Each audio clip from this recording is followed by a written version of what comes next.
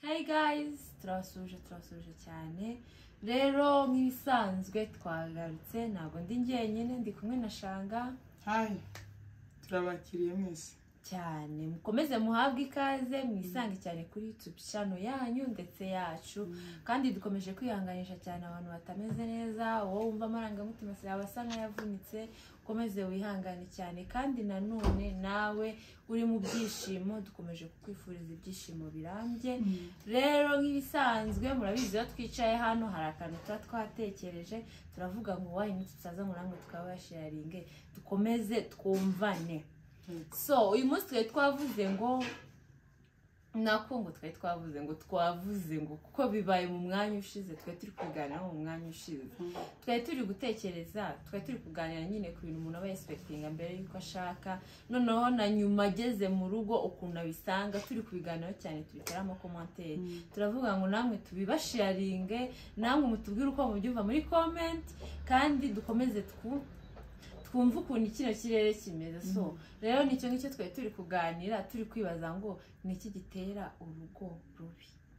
niki kiri gutuma zino ngo ziri hano hanze zisenyuka umunsi umwe ku wundi. Ni nk'ibyo ngibyo uyu munsi twakeye kituzanye nanone. Rero twaje gusanga ikintu kiye gituma hanini ingo zisenyuka nukuntu watwaye ibintu wowe nyiri bwite, nukuntu wagiye utekereza wajyaye wenda bigafeiringa cyangwa bitameze nko bitekerezaga cyangwa ukagenda ugasanga byari bikomeye wewe waruzi ngo biroroshye cyangwa ugasanga byari byoroshye wewe waruzi ngo byari bikomeye ariko ndibaza icyo kitatuma usenya ngo byari byoroshye ugasanga ari bikomeye. Ndumva ni nk'icyo. Rero twari twavuze ngo mwanjye ari byinshi nespectingaga natekereza rugero ni expectingaga rugero rumeze guta reality njyewe mu rugo rwanjye ukuntu nabitekereza ntarashaka kera nyine umuntu akiri mu rugendo rwo gushakisha ko yabona umugabo wo gushakisha umugabo mbese urugendo rwo gushakisha twebwe twabashaka badushakishije ahubwo tukiri mu rugendo rwo gutekereza ko tuzagira urugo uko twatekerezaga njye numvaga mu bitekerezo byanjye nzagira urugo nkarora njye mbona muri filime mana yanjye nibabwiye mwaseka kanyihorere ariko urwo rugo najyambona muri filime nkabona mu gitondo cyakare saa 9 z'ijoro bayabandika amasaha saa 9 z'ijoro umugore akabyuka koga akitera makeup akambara neza akagenda akajyana icyayi umugabo mu buriri n'imbuto. Ndavuga nanjye uru rugo bizaba bisetinze no twege tushitse ayiwe umunsi wa mbere twararyamye cakora kare twicuye hari saa 9 aho umunaniro n'ahagaze turavuga ngo turakoshesha ariko turakosora umunsi wa kabiri kuwa mbere haragera twebwe twari muri hoteli ndavuga ngo ibintu biragoranye reka nzabikore ningera mu nzu dushike mu nzu kujyanira uwanya akabwira ati banzuye ke gasindya nari borose reka mbanze njya muri dushe ngaruke nze mbifata kandi ukareba barava muri dushe aze yisigarire mu cyumba dufite ameza aho turi ubundi yabyutse kandi abandi nazaga mbona babyuka ako kanya akatayegerayo agafata agasahani agatangira. Rero hari abantu benshi nabo bari bafite ibintu batekerezaga nkanjye ariko urumva njye ibyo nibyo numvaga nirwo rugo nyine natekerezaga ziriya kera nabonaga muri filime numvaga nzazimuhata akarwara diabete akarwara diabete mari shimwe ko zitabaye ku buryo zigutera diabete izikeza ari gutera diabete n'isukari nuko isukari nyinshi sumu isukari nyasukari utamu y'ibyumuha ya keya nyene niyo mvuga isukari n'ubundi nayo nuko hari n'abenshi bajyaga batekereza bitandukanye n'ibyo bintu byanjye ugasanga wenda umugabo yakuze abona papa we akubita mama we by'intangarugero aravuga ati umugore udakubiswe ntazayumva yagara mu rugo yakubita umugore w'abandi umunsi wa mbere umugore akahita yahukana kera rwa rugo. Hakaba n'undi rero wari uzi ngo urugo bitewe ko kundi mu rugo habaga hari mva za nzozi zose yajyaga abona mu rugo iwabo yagera mu rugo agasanga umugabo siko ameze wenda nk'umuntu ugira papa we ukunda gutanga care kavuga ati nanjye yajya abona mama we nyine nimugoroba papa bamuzanira ururabyo yagera mu rugo yabona umugabo we mu cyumweru kijashize ukwezi umwaka urashize nta rurabyo abonye akavuga umugabo wanjye wanza atankunda kubera iki iwe yarazi ngo nyine abagabo bose ni nka fromire ibintu bidahinduka bitagomba guhinduka akavuga ati iki ngiki niko bigomba kugenda noneho rero tubamara amatsiko ntabwo ariko bijya bigenda siko bigenda ni nk'urugero rwanjye mwamaze kurwumva siko byangendekeye nyine hari ubundi buryo izindi tekinike umuntu agenda akoresha ariko izo ngizo zo twatekerezaga ko ariko bizagenda mwana aho biza bihurira ni nino nko kumwahe nuko rero wowe ni iki wesipekitingaga utarajya mu rugo wajya mu rugo ugasanga cyamaze kuba dobadoba nyine ugasanga siko bimeze buriya njyewe ndabyibukana iyi myaka yose maze ariko ibyo aribyo byose hari ka kantu uvuga uti aka kantu mana yanjye nyine urabizi nkanjye ako kantu urarangiye imyaka ingahe irashize ariko nubwo atari myinshi cyane ariko nk'ako kantu ndabizi ko kamva karankomye ndavuga ati kumbi ntabwo ari ukunguku bijya bigenda hari ukundi kuntu bijya bigenda nkawe rero akandi kantu uvuga uti aka kantu rero hari utuntu buriya reka nibukira gusa expectations na reality ntibijya bihura hari ubwo bishobora ariko hari aho byahuye yego ingero ariko hari aho byahuye ese buriya hari umuntu ugishaka umugabo umeze nka papa wera hano ugishaka umugore umeze nka mama we nagiye udashobora gusanga wenda byaravuye wenda mu rugo hari umuntu ushobora kuba we wipanze wowe ubwa ku giti cyawe noneho njyewe buriya expectation ya mbere ntabwo yigeze ihura na reality ikintu cya mbere azaga numva ntazarenza umwana umwe azaga numva nishakwa ibyo niko nibwira nkiri umunyeshuri niga muri za segonderi noneho kudukurira muri famiye zirimo abana benshi ugasanga ibintu nk'akana kararira hariya agakombe kamwe hariya guhera kuri uyu turi kumwe yari afite turumuna twiwe twinshi uva n'abandi banyicaye imbere mutari kubona kamwe kakaririra hariya kandi kakaririra hariya abari behind ya kamera kandi kakaririra hariya umva tugakura muri famiye zimeze gutyo ugahita uvuga ati njyewe nishaka nzabyara uyu nzajya nkontorora umwana umwe nzajya managinga nkamwitaho umwana ntakurira umva umwana uzajya ugira icyumba kimwe wenyine akazahiraza wenyine mu cyumba nta wumva nagiye kumara amezi 11 mbyaye already wa mwana afite murumuna wiwe nari ntwite ndaye umwana wa kabiri ngaho muri kumva icyo ni cyambere expectation ya kabiri ariko twanakwigaho twakora misomo abantu uko dukura muri famiye zacu abagabo nyine baba bameze nk'abami sibyo ku buryo yicara ari nzanira iki ubwo nanje rero nyine numvaga ko urugo ruko bimeze nyine umugabo no guhaguruka ukamukorera byose ariko njyewe suko naje kubisanga umunsi wa mbere gitondo kare nabyuse nyine wowe nabyuka ugiye gushuriza umuntu amazi ugiye kumujyana muri douche arambwira tumva shiri base hasi ndabyikorera shiri base hasi ndijyana amazi muri douche ubundi wari usanzwe njyanira amazi muri douche wari usanzwe ko nisanzwe yijyanira n'ubundi nzajya nijyanira amazi ndacyari wa undi n'ubundi sinahindutse nzajya nijyanira amazi muri douche mvuga yego mama ntabwo ujyana amazi muri douche byo bijyanira amazi koga tumva na yawe aritarira amazi wenyine ajya koga ngo tugiye kunywa icyayi sibyo nanjye ngo ntegereje ngo umuntu arandurura mbona hagurukanye igikombe kiba kijyana mu gikoni nasazi ngo barandurura nyine njyewe narize ngo turamara kunywa icyayi nyine kwa kundi bisanzwe agahita asiga yitereye ibintu aho ngaho akigendera iwe yarangije kunywa ahita afata igikombe cy'iyogere n'icyayi ahita akijyana muri douche uri kumva expectation izana ntago akijyana mu gikoni sorry yarangije kunywa icyayi atari igikombe cyiwe akijana mu gikoni nanjye nterura icyanjye ubwo asigaye nicaye ku meza mvuga yacu asigaye nicaye ku meza nanjye nterura icyanjye ijana mu gikoni uri kumva nuko nyine nuko byari bisetinze buri muntu yamara kunywa icyayi ajyana igikombe akamenya utuntu twe mu gikoni bitandukanye yagiye koga ntabyo kuvuga ngo nyirana ngo ndashaka koga najyaga kwitera hejuru umuntu already we yarangije koga ntabyo kuvuga ngo amazi yabuze muri dushe nta mazi arimo cyangwa se ibasiri hehe mushyurira amazi oya byose najyaga kwitera hejuru already we yamaze kubyikorera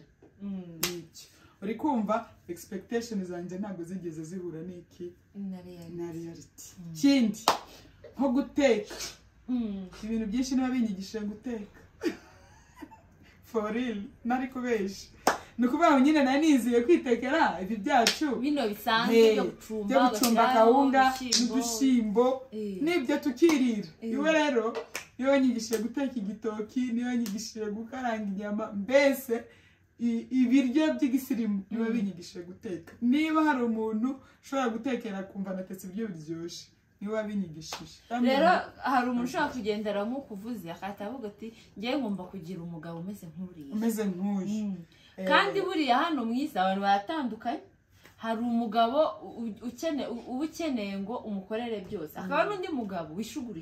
ibishaka none se buriya ni ukwibesha cyane none se nk'umugabo wari usanzwe aba wenyine twese tuba dushaka abagabo rero ntibibe ku bagabo gusa n'abagore nuko hari abagabo baza mu rugo bazi ngo hari nk'abagore bari hano hanze batazi guteka kandi ntabwo twari baterera amabuye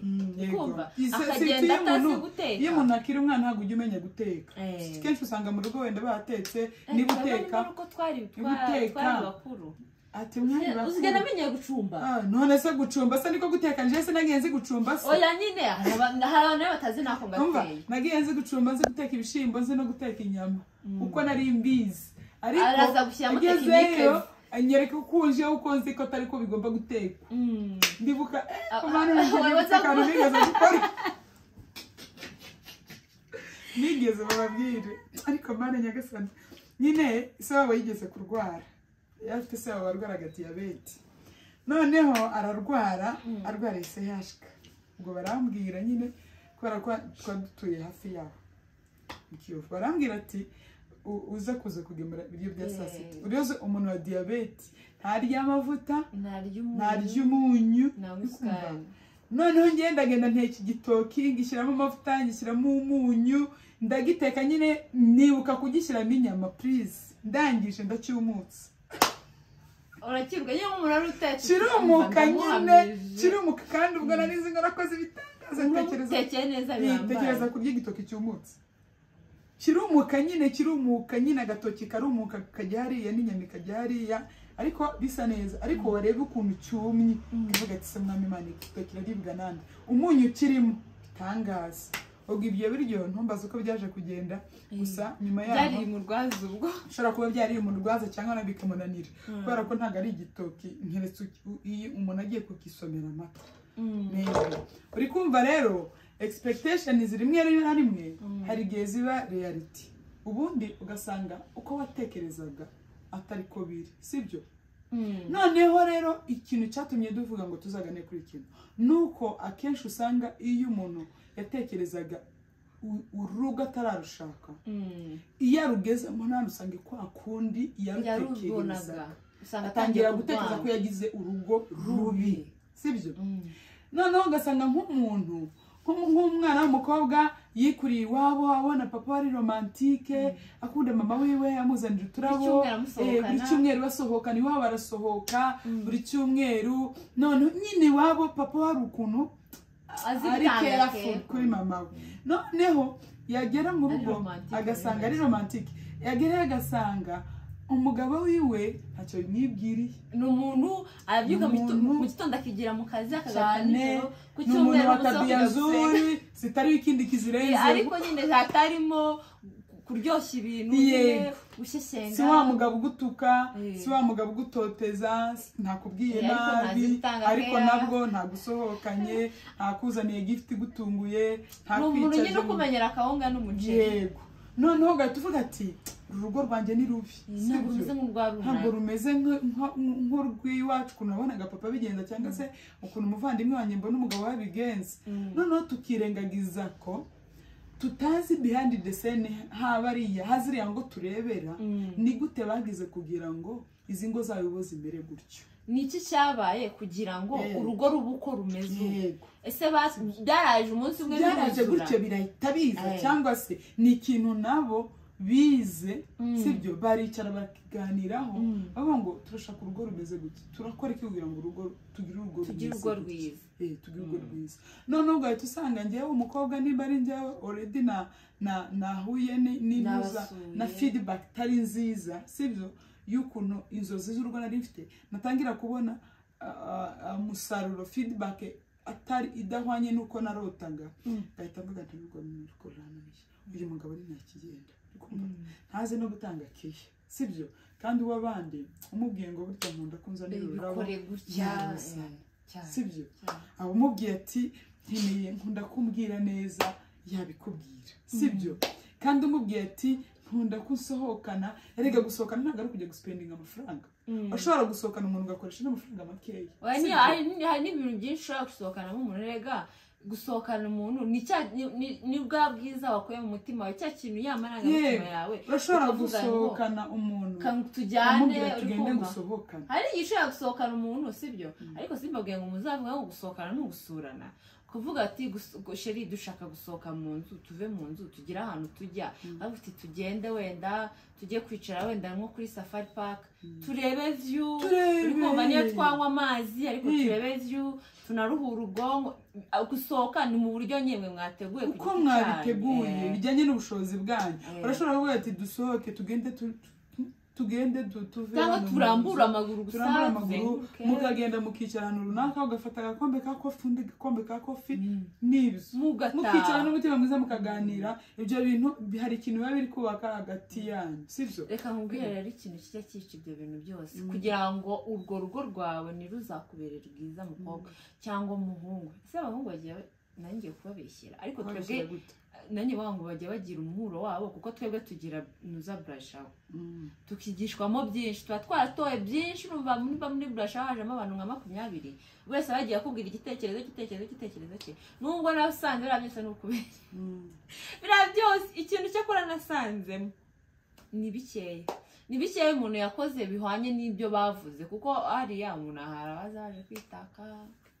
kwivugira ibintu bishakiye nyine bashaka kwishyiraho, ariko hari ahantu kuko bavemo amagambo menshi cyane. ni byiza ko wayatega amatwi ukayakuramo isomo rimwe rishobora kukubakira urugo kugeza urugo rwawe utandukanyijwe n'Imana. Imana niyo ivuze ngo igihe cyawe cyageze mutoni kangucyure, nawe igihe cyawe cyageze mugabo wa mutoni reka mbacyure. nta kintu gitera urugo rwiza mu rugo rwabuze communication rurasenyuka. urugo rudafite communication rurasenyuka. rukuvuga ngo ikintu cyose mu rugo murabwirana, kuko urumva mba naraturutse kwa pasiteri n'umugabo wanjye yaraturutse iwabo, ntabwo tuba tuziranye. kumenyana ni kwa kundi tubwirana, kandi muri fiancé namwe murabizi hari igihe abantu utaba open kuri muza uhita umwereka wese. rero iyo ugeze mu rugo ukabona za tabia mbaye utaruzi, wowe icyo ukora wiga kuzimenyera. iyo ari cya kintu udakunda kuzimenyera tabia mbaye, hari tabia umuntu yihanganira, ndikumva hari nka tabia umuntu adashobora nk'urugero ya tabia umuntu ashobora kwihanganira. hari igihe umugera mu rugo ugasanga nk'umugabo aragona, ukavuga ijya mugabo kugona byasenya urugo. yes nawe mutubwire abagore bavuga byasenya urugo, tumararyama nasinziriye. oya ariko nakagero gatoya. hari ingero nyinshi ziba zihari, nuko ko gako ariko kambangukiye kahise kirukanka mu mutwe wanjye. ariko kugorana ndatekereza nyine hari abagore gito ushobora kwicara akavuga agashaka ni gushaka impamvu rega kuko sinibaza uburyo ushobora gusiga umuntu Imana yakugeneye ababyeyi bicaye babyiga babona ko mukwiranye namwe mwarakundanye mubona ko bikwiye ko uwo munsi uzagera mu kabana ukumva ukambwira ngo ikintu ngo kitanamaze n'umwaka kirabahangayikishije gitumye urugo rusenyuka uri kumva hari uburyo bwinshi bwo kwihanganira ibintu ikintu cya mbere communication yabaye ukabwira umutware wawe cyangwa umufasha wawe ukamubwira uti iki kintu singikunda mbabarira ukireke wabona ari ingeso yo kutareka wowe ukiga uburyo ugomba kwitwara ukiga uburyo ugomba kwigenzuramo ukavuga ati iyi ngeso umugabo wanjye arayifite umugore wanjye arayifite ngiye kwiga kuyihanganira kuko ari ingeso yihanganirwa kuko nta kintu kiba ku isi umuntu atakwihanganira nk'umuntu kereka ari umuntu wenda ufite nk'ikibazo cy'uburwayi urugero ni urugero ngiye kuguha ufite ikibazo cy'uburwayi umujyana kwa muganga uburwayi buhese butakwihanganirwa bwo mu rugo oya ndanye ndi kuvuga ngo nta kintu cyo kitakwihanganira nta kintu na kimwe hagati y'umugabo n'umugabo utakwihanganira ikintu cyose kirihanganirwa mu rugo ndi kuvuga nyine ikintu umuntu ashobora kutihanganira ayo umuntu ufite uburwayi budakira kandi yaburwariye mu rugo none se umugabo arwaye wa muta oya ni mu rugero ngiye kuguha nimba umugabo muri mu rugo akanduriramo sida yaraje atayifite mwakomeza kubana vugisha ukuri kw'Imana ayikuye hanze anga twasimbuke nta rubanza ko byashoboka hari ibintu bitihangana none ubwo mwahita mutandukana njyewe ikintu cyane none se ko buriya tujya reka tugaruke kuri kano kantu iyi cyose irakomeye ariko ko buriya ko tujya dusezerana tukavuga ngo tuzatandukanwa n'urupfu hanyuma se kucyo wifuza gutandukana bibiri bivuga ko tuzatandukanwa n'indwara oya nahantu bibiri bivuga ariko ndatekereza nanone nimba umuntu agufasha akajya kuguca inyuma akavana n'ingaruka z'icyaha iba agomba kwihanganiza izo ngaruka z'icyaha nabigushyireho kuko nawe ntabwo uzagendera mu mahame y'ibyo yakoze nawe ube victim kandi gani mufatize ebyiri bizaba ubwo hazabaho gutandukana ni ugutandukana n'urwo ni urupfure tugendeye ku mahame ya Bibiliya ntabwo ari kwivuga oya gusa reka tuve ku mahame ya Bibiliya kuko nijya mu mahame ya Bibiliya hari ibintu byinshi none twebwe ibyo tuvuga byose tubivuga nk'abakristo sibyo kankwereke Bibiliya ivuga ngo ijambo ry'Imana iyo musezerana uvuga ngo tuzatandukanywa n'iki n'urupfu sibyo ni ukuvuga ngo nta ndwara igomba gutandukanya abashakanye nta situation y'ubukene cyangwa ubukire bigomba kubatandukanya oya urebye nayo ndi kukurusha ndabizi neza ko njyewe nta kintu cyantandukanye n'umugabo wanjye uretse ntabwo turi kubwira rwonyine ariko abandi bantu ariko hari indwara by the way hari indwara zatandukanye abantu sibyo none se urugero uyu munsi siko uyu munsi ushatse nk'umugabo siko tuvuge uwo baza bita mu kinyamurenge umugabo udakora byo kwa muganga batabivuye ngo akire urihangana atarabimbwiye atandukana oya nanone reka mbabwire ibintu byose bakuri iyi si iyo ukunda umuntu ahantu mwihanganira arwaye muri kumwe bibaye gutyo ari umuntu mwashakanye nawe ari muzima sibyo tuvuge kuri ubanye n'umugabo ni muzima murabyaranye burakeye iyo kesi baye hararwaye ntiyongeye kandi gukora sibyo ubona umugabo wawe muzarinda musazana uzamwihanganira sibyo ariko umushatse ugasanga afite iyo kesi adakora muratandukana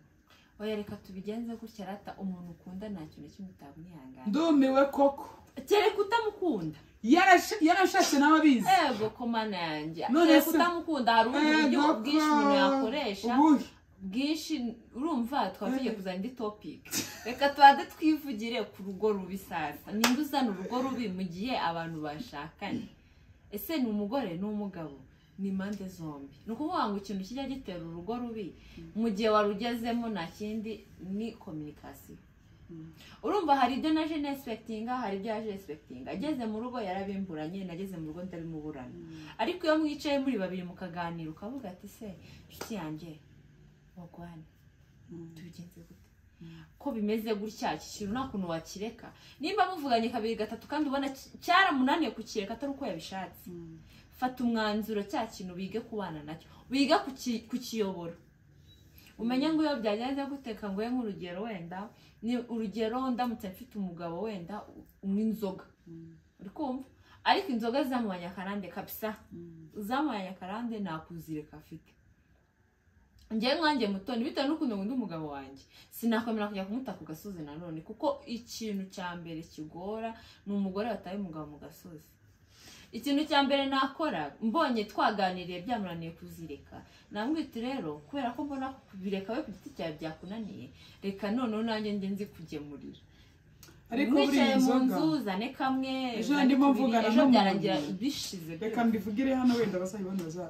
bazabyumva ejo ndimo mvugana n'umuntu sibyo ni umukenya ngabo umukenya ubana ku ishuri nigisha noneho tuvugana ku kibazo cy'abantu banywa ibiyobyabwenge cyane ni ikintu arimo waje kijyanye n'abantu banywa ibiyobyabwenge arambwira ngo hari ibigo sibyo hari ibigo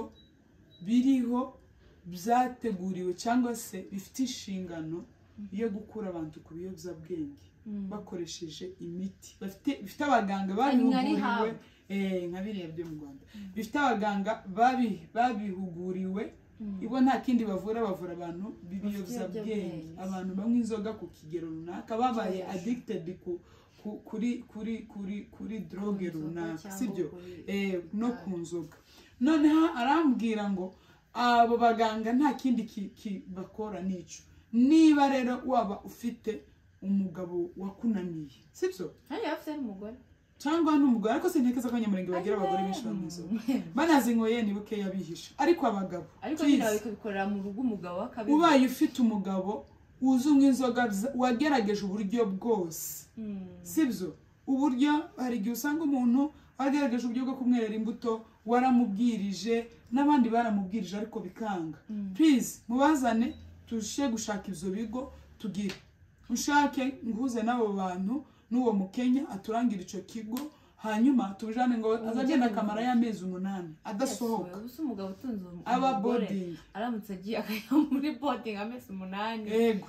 kugira ngo azasohoke yaravyibagiwe aragenda akaba boarding amezi 8 umuryango uba wemerewe kumusura n'abana biwe kugira ngo ntiyumve ko ari wenyine hanyuma ari kunywa ya miti kandi babimukuraho gahoro gahoro ku buryo ngo iwe yarimubwira ngo yarafite umuvandimwe wiwe wanywaga sibyo yavuyemo ku buryo yajyaga yumva n'umuhumuro w'inzoga gusa agahitaruka sibyo please ndabizi ko dufite bana abantu benshi mu miryango yacu kubera ko amafaranga yambwiye niba barakoresheje amafaranga 100 z'amakenya gutyo ariko iyo ni private kandi yambwiye ko ari na public bikumva rero public wasanga bazakoresha amafaranga makeya kubera ko ari muri leta please buriya hari ibintu ari igihe ushobora gusengera umuntu ngo ave ku nzoga sibyo nawe umutima wo ukabishaka ariko ikintu iyo cyabaye addiction gisigara kigukoresha wowe utakibifite imbaraga gikoresha sibyo utagishoboye kwikontrola ku buryo igihe icyo ari cyo cyose runaka wumva ugishaka kandi utakibonye nta mahoro wagira no gupfa wapfa niko bambwiye ko bano bantu ba drugs mu gihe azikeneye ntazibonye ako kanya ashobora no gupfa so ubaye rero ufite uwo muntu nukuri dushaka amakuru ahagije turebe ko rero hari uburyo bwinshi inenge si izo zonyine hari inenge nyinshi cyane nyinshi zatuma ubona pagina wawe nk'umuntu udashobotse ariko nta kindi muganiriye communication niyo ya mbere isenya urugo utabonye communication mu rugo rwawe menya ngo urugo rwawe rurasenyutse ikintu cya kabiri nanone gisenya urugo cya kabiri ni ugukoperera ku bandi gufata kugira urugo nk'urwa runaka mwicara nkumva nshaka kugira nk'urugo rwawe nshaka ko umugabo wanjye antwara nk'uko agutwara uwawe nyine ndifuza ko kandi ibyo bintu ndi kwifuza biraremereye ntabwo ariko bizagenda ugasanga nimba inshuti yanjye umugabo byaraye ayizaniye superi nkahita numva ko umugabo wanjye nanjye ukora protector ari bubyuka ajya kunshakira superi ugasanga nyine urugo rwashaka urujyanye n'urundi ntukitaye ku rugo rwawe ahubwo focus yawe iri ku kuri rwa rugo rw'inshuti yawe. Cyangwa n'umugabo ntakitaye ku mugore abahora acyurira umugore, jya witwara nka runaka afata umugabo we gutya, runaka afata abana be gutya, runaka inzu ye yimeze gutya, ugasanga umugabo ntagukiri amarangamutima ye ya mbere, ahubwo asigaye ahora kwereka runaka si bo bakoze gutya. kandi ubwo ngubwo ntuzi runaka yinjiza ngahe, ntuzi ayinjiza mu nzira zimeze gute. niyo byaba atari impamvu z'ubushobozi na muri character akavuga ngo runaka ushimye mbona runaka yitwara neza, ujya wumva ukuntu ashobora kuvugira mu bantu benshi ngo akavuga ntabwo banasore ngo wowe ururimi rwawe rwaragobwe. Nyine ni urugero rutoya, ugasanga umuntu ahora kugereranya na runaka, bigatuma urugo rwawe rusa nk'urwajegajega. kubera iki? umuntu watinze ku by'abandi wibagirwa ibyawe. Ikintu cya gatatu gishobora gutuma urugo rwawe rujegajega rusenyuka, cya gatatu kutihangana. Abamama, abagabo, urugo rubuze kwihangana. Hari umuntu yaze kungira inama ngiye gushaka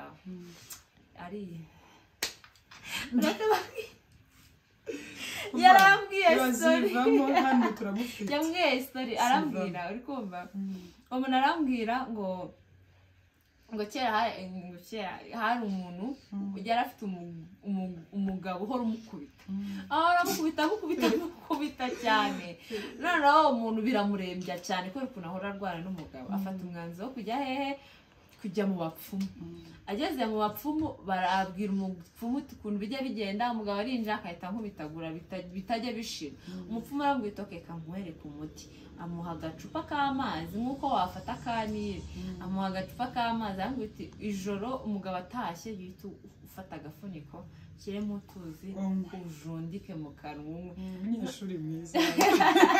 dufite umunyeshuri egudurana. noneho arangije wa muntu nyine umunsi wa mbere bona birakoze, umunsi wa kabiri bona birakoze, nyine akajya bigenza kwa kundi. Umugabo yataha akajundika y'amazi, umugabo yajya kuryama akayacira bikarangira. Abona bya bintu birakoze, abona umugabo atangiye kumwitaho. None arangije asubirayo kashize y'amazi bw'aburozi nyine be bamuhaye. Ati muganga mbabarira umfashe y'amazi, wa muti wamaye wowe ntabwo arasikara amazi, wa muti wamaye mana yanjye urakora. Arangije muganga aramubwira ati warakoze, uzi ukuntu byari bimeze? Ati mugabo yaratahaga yavuga ukavugira hejuru akagukubita. Aramubwira ati genda uceceke. Umugabo najya avuga ucecetse, urugo ruzatuza ruzubakika. Urumva rero hari abantu tutazi kuvuga. Mu rugo rwacu buri muntu aba akeneye respect, haba ku mugore haba ku mugabo. Urugo ruba rukeneye respect. Ni ukuvuga ngo niba wubaha patina wawe nawe akakubaha, sinibaza ikintu kizatuma urugo rwawe rusenyuka. Ni ukuvuga ngo icya mbere uzagabanya ikintu, uzabanza wige communication y'umugabo n'umugore. Ikintu cya kabiri twavuze communication ni mbere. Cya kabiri gushakira urugo nk'urwa mugenzi wawe, kugiranya urugo rwawe nk'urwa mugenzi wawe. Icya gatatu respect. Wubahe na patina wawe, urugo rwanyu ruzubakika. Sinibaza ko ibyo bintu bitatu nubigenderaho kuva ugishatse uzarinda usaza urugo rwawe ari rushyashya, ubona urugo rwawe nk'utuntu dushyashya. Kandi bagore namwe bagabo, iga gutanga keya, nawe mwige gusangira duke mufite mu dusangire. Ari abagabo bajye babona nimba babonye igihumbi akatiruka akajya kurya inkoko akohereza 200 mu rugo kugura ukahita mujya kugura mwige gusangira. kandi nanone wige kujya nyine ubona urugo rwawe nk'ikintu gishyashya. Buri munsi wari ufite udukoryo, urugo rwawe buri munsi uhorana udukoryo kugira ngo urugo rwawe ruzaguma ari rushyashya rutarambiranye. So ni nk'ibyo twari twatekereje hagati mwaho. Nibyo kimwe nuko nawe wakongeraho ibindi, sibyo? Ariko urugo rw'umuntu rurihariye, sibyo? Urugo rwanjye n'umwihariko, urugo rwa Mutoni n'umwihariko, n'urugo rwawe dukurikiranye n'umwihariko, sibyo? Kandi urugo rwiza ni ngewe ubwiramo uruhare, cyane cyane ariko abagore. Umugore ashoboye kwihangana, bombi umugore n'umugabo. Biragoye cyane ko umugabo, iyo ufite umugore mwiza, nako no muri Bible bijya bivugwa, ukurusha umugore mwiza kurusha urugo. Urumva, iyo ufite umugore mwiza urugo rwawe ntuzigera rusenyuka. Urugo rwiza rero urugo rugirwa n'umugore, ba nyirarwo kuko ni umutima reka. impamvu nuko abagore ni ibikoresho byoroheje mu bintu byose. Oya buriya umugore washoboye kwiga kwihangana umugabo azamukurikira. Hari ubanye siye twumva bwinshi abagore barakubitwa bigeze ku myaka 10 umugabo aragaruka. Uri kumva? Ariko bitavuze ngo nawe mugabo uzananirwa gutanga keya mu rugo, uzananirwa guhaha, uzananirwa inshingano z'urugo, ngo urugo rwawe ruzaguma rukomeye. Nanone ntabwo ibyo bintu uzibagirwa kubikora ngo uvuge ngo wubaha umugore wawe, ntibishoboka. Ntabwo kubivuga ngo communication izaboneka barananiye kubwira umugore ati nange wambaye mini cyangwa nkunde wambaye mini, bya bindi ukundira wa mugore w'abandi bimubwire nawe yige kubikora buryo. Ubundi umugore w'abandi gute? Oya akatuzakagaruka. Oya kamuhe nk'urugero. Hari umugabo ushobora n'imyitwarire, hari igihe ushobora kuba ufite umugabo ukunda wenda nk'imyitwarire y'umugore ucecetse, akajya kubwira ati reba bora aracecetse, ugenda nka bora, ukora nka bora, uri kumva? Noneho wowe kubera ko yabikubwiranye munabi bikakuranira kubyakira, ariko iyo akubwiye neza akagutisha njye nkunda umugore ucecetse buriya, umugore uvuga make mu bantu, ugenda gutya, njye nkunda umugore wambara akajipo kagufi, sinkunda umuntu wahora mu bitenge. Nyine ukiga kugenda kwakunda nimba utanabikundaga nawe ukiga kubikunda. Nuvuga ngo urugo umunsi kundi ni ishuri, ni ishuri ariko rihetswe na respect, communication, gukunda urugo rwa pana kurugeranya n'izindi ni nk'ibyo ngibyo. Kandi ukumva ko ni wowe ufite uruhare mu kugira urugo rwiza, ni ufite urufunguzo rw'urugo rwiza, sibyo? Reke kureba urugo rwangu rugereranye n'urwanjye kubera ko ntibyahura. Uko nitwahawe imigisha imwe, character zacu ziratandukanye, imigisha yacu iratandukanye, sibyo? Uburyo dukemura ibibazo biratandukanye. Rero ntabwo izi ngo zasa. Ntugashake kwifuza ngo urugo rwawe rumere nk'urwa mugenzi wawe. Gira urugo rwawe, narutegura rugira uko rushaka, rube uko urushaka, rube rwiza ku kigero urushakamo, sibyo? Umenye uburyo ki bwo gukemura ibibazo byawe, cyane cyane mama, tumenye uburyo ki bwo kuzajya twitwara urugo rwacu, twige kunywa amazi. Murakoze, bye.